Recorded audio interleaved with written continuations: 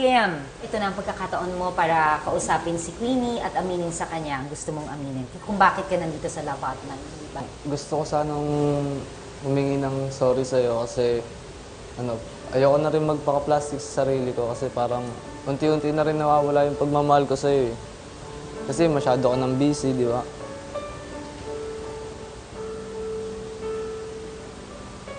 Meron na din kasi akong nililigawan. Gusto ko sanang tapusin na natin muna tong relasyon na to para hindi ka na rin mahihirapan, di ba?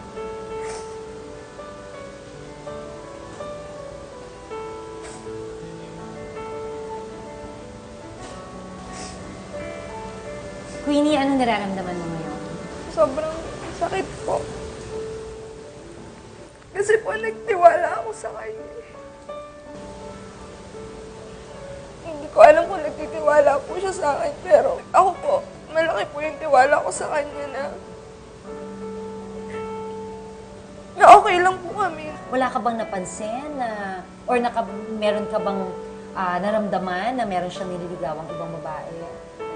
Wala. Hindi naman, wala po eh. Kasi ang alam ko po, nagtatrabaho din po kasi siya. Busy rin po siya. Alam ko po na parang wala pong time para po sa ganung bagay. Today, we want to make an analogy, no, na itong wall clock. So, itong wall clock magsisymbolize ng buhay natin. Ikaw, Queenie, ikaw, Kim, pag-isipan nyo, ito ay ang buhay nyo, ang sarili nyo. Bago mo nalaman ang bagong revelation na to, ano ba yung mga mahalaga sa'yo? Sa akin po, unang-una po yung church ko po. Mas in po yung inuuna ko. Kahit ang dami ko pong gagawin. So, maliban doon, ang trabaho mo, importante. Okay, ano pa?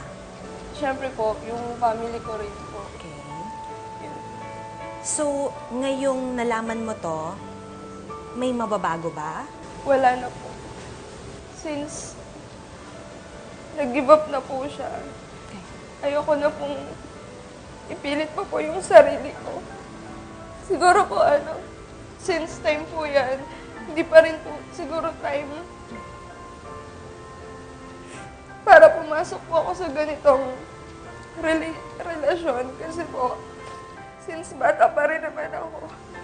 Very good. Tama yan. Mas marami pa po talagang kailangan i-prioritize. Kahit po na hindi ko talaga siya isasama, andun po kasi yung tiwala. Andun po yung naghihintay din ako na hindi naman po habang buhay na ganito po yung gagawin ko, na habang buhay lang ako magtatrabaho. Na syempre po darating din po yung time na magiging asawa ko po sana siya. Pero po kung hindi ko na po ipipilit yung sarili ko. Alam mo, walang mali Miss Sheila, sa mga priorities. You're only 18. Itong October, balita ko, kaya ka nagpupursige sa pagtatrabaho dahil gusto mong bumalik sa pag-aaral. Hindi ba? Ay, naku, taas ang kamay ko sa'yo, Queenie. Ikaw naman, Kim, anong masasabi mo? Tama po yung desisyon niya. Maghiwalay na lang din po kami. Naghiwalay na kayo. Ikaw naman, ano naman ang priorities mo para sa sarili mo? Pagpapatuloy ko na lang po yung panliligaw ko kay Pagpapatuloy mo yung panliligaw. Hey Kim, sorry kung nag-expect ka na tayo.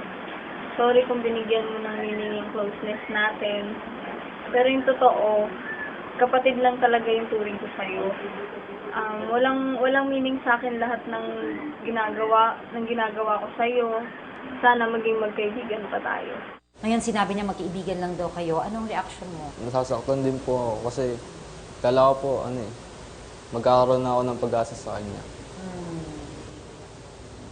So, wala pala. Anong natutunan mo dito, anak?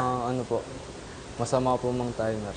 Tama yung sinabi niya, no? Masama mag-two time. Siguro, tulad ng sinabi mo kanina, di ba? May choice naman siya to have ended this. So, have ended it clean bago niya i-pursue sana si Janine. That way, hindi niya nasaktan si Queenie at least malinaw yung sa kanilang dalawa ni Janine. So, ano nang gagawin mo, Kim, ngayon? Na single ka na ulit? Magpo-focus na lang po muna ako sa trabaho. Yan, magpo-focus sa trabaho. Ano pa? Baka ipabuwag ko na rin po yung kulan namin. Para mas makapag-focus ka ngayon sa trabaho mo, tama ba? At sa pamilya mo, no? At sa sarili mo.